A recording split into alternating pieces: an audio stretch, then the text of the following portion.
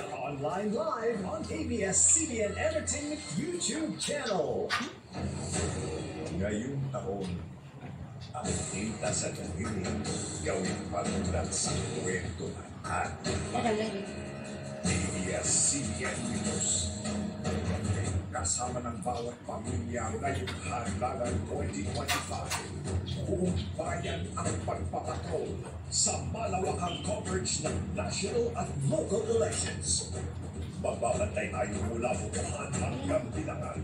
Kasama ang inyong mga patrol ng Pilipino at buong pwersa ng ABS-CBN News sa ANC. Simula 5 a.m. sa May 12, Lunes, buong araw ang update sa telebisyon at online sa abscbn.com, sa social media at sa YouTube.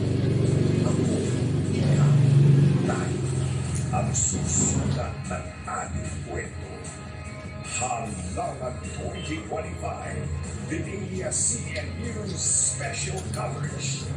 12, simula 5 a.m. sa A to Z Kapamilya Channel, ANC, All TV, at ABS-CBN News Channel sa YouTube. In the service of the Filipino.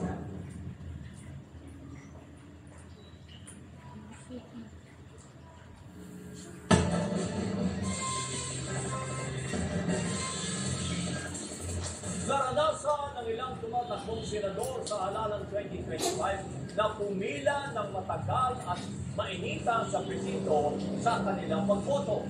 Ang ilang pa sa kanila na tempuhan ng aberya sa automated counting machine. Nagpapatrol, RJ Cruz. Nasa 2 oras pumunta sa Senatorial candidate Rufo para makaboto sa Camiguin, Quezon City.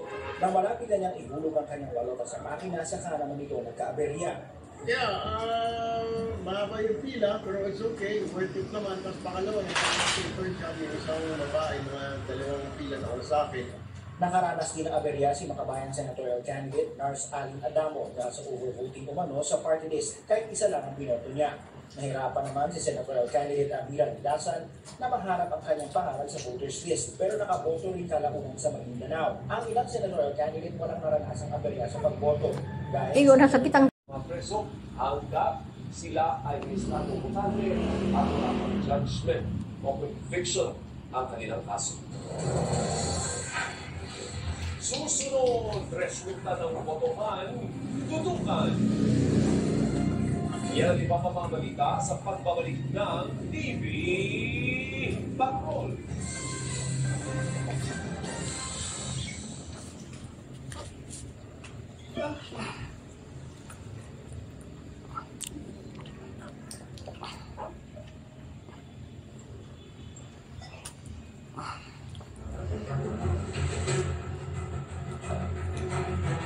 The business of election is not only the business of the commission election. It is the business of everyone.